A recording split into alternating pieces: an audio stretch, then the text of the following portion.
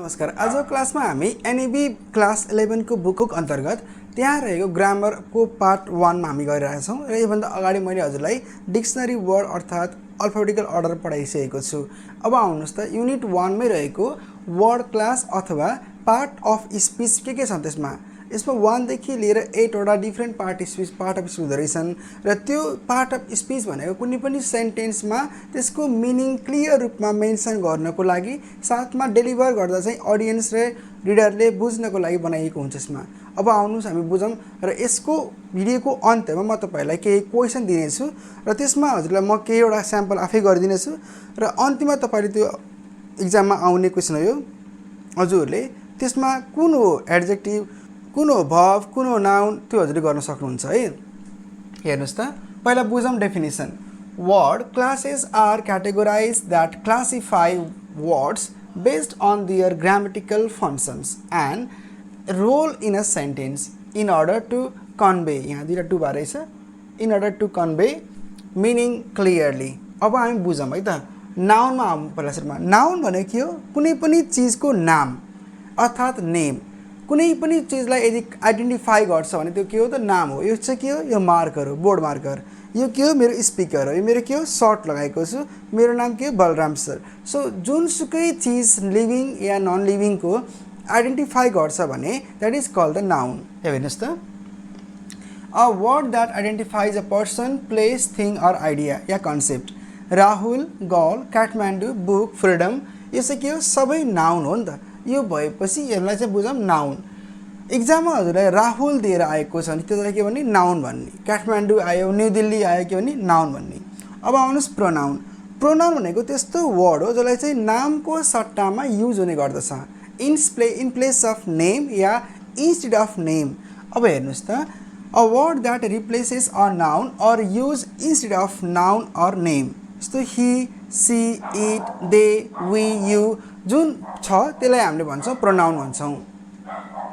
आउनुहोस् त हेरौँ यसमा प्रोनाउनको हामीले युज गरिरहेका छौँ। यसमा ही, सी, इट, दे, वी र यु आउँछ भने अब आउनुहोस् भर्ब। भर्ब भनेको क्रिया हो। कुनै पनि एक्सन या काम पर्फर्म भएको छ, देखाउँछ भने त्यसलाई हामीले भर्ब भन्छौँ। जस्तो हेर्नुहोस् a word that shows an action, occurrence or state of being. जस्तो रन, इज, पर्फर्म, बिकम अनि रेन, प्लान्ट, यो जुनसुकै वर्ड जसले कुनै एक्सन गरेको हुन्छ त्यसलाई भर्ब भनिन्छ। एडजेक्टिभमा आउनुहोस् त। एडजेक्टिभ भनेको विशेषण हो नि। विशेषण अर्थात् कुनै पनि कुराको क्वालिटी सो गर्छ, फिचर सो गर्छ, विशेषता सो गर्छ। हेर्नुहोस् त a word that describes or modifies a noun or pronoun. यसमा beautiful, tall, red, happy, sad, handsome अनि गुड लगायतका वर्डहरू यसमा पर्ने गर्दछन्। अब हामी बुझ्छौँ एडभर्बमा। हेर्नुहोस् त एडभर्ब भनेको लास्टमा एलवाई या कुनै भर्बको या एडजेक्टिभ अर एनदर वर्डलाई मोडिफाई गर्छ भने जेनरली यो वर्ड सेन्टेन्सको लास्टमा आयो भने एलवाई फर्ममा आउँछ। बिचतिर भर्बको सँगै आयो भने चाहिँ त्यो तपाईँको भर्बको अगाडि आयो भने चाहिँ यसले त्यहाँ एलवाई फर्म आउँदैन। हेर्नुहोस् त जस्तो क्विकली भयो, भेरी वेल अनि अलवेज, त्यस्तै अफ्टन अनि फ्रिक्वेन्टली, समटाइम्स, यो सबै एडभर्ब हुन्। नेभर पनि। अब आउनुहोस् प्रिपोजिसनमा। प्रिपोजिसन भनेको चाहिँ यसले पोजिसन सो गर्छ, टाइम सो गर्छ, डाइरेक्सन सो गर्छ र सेन्टेन्समा भएको लिङ्कहरू पनि सो गर्छ, कनेक्सनहरू। A word that shows the relationship between a noun or pronoun and other words. जस्तो यसमा लोकेसन, टाइम, डाइरेक्सन मैले हजुरलाई भनिहालेँ। जस्तो in, on, at, under, between, among. Between भनेको दुईटाको बिचमा हो भने एमोङ भनेको धेरैको बिचमा। ल यसरी बुझ्नु है। अनि कन्जक्सन हेर्नुहोस् त a word that connects words or phrases or clauses. Parts of स्पिचमा क्लजेसहरू भनेको चाहिँ सेन्टेन्सका टुक्राहरू हुन्छन्, त्यसलाई जोड्न पनि एउटा काम गर्छ कन्जक्सनले। यसको बारे मैले हिजो भिडियो बनाइसकेको छु, त्यहाँ हेर्न सक्नुहुन्छ हजुरले। एन्ड, बट, बिकज, अल्दो र इफ यसरी हामीले गर्न सक्छौँ। अर्को हुन्छ इन्टरजेक्सन। इन्टरजेक्सन भनेको कुनै पनि सरप्राइज बोध गर्ने हो। यसमा चाहिँ एक्सक्लेमेसन मार्क आएको हुन्छ कुनै पनि वर्डमा। हेर्नुहोस् त a word or phrase that expresses strong emotion or surprise. यसमा हेर्नुहोस् त ओ, वाउ, आउच, हे यस्तो खालको वर्डको साथमा एक्सक्लेमेसन मार्क आउँदाखेरि यसलाई भनिन्छ इन्टरजेक्सन।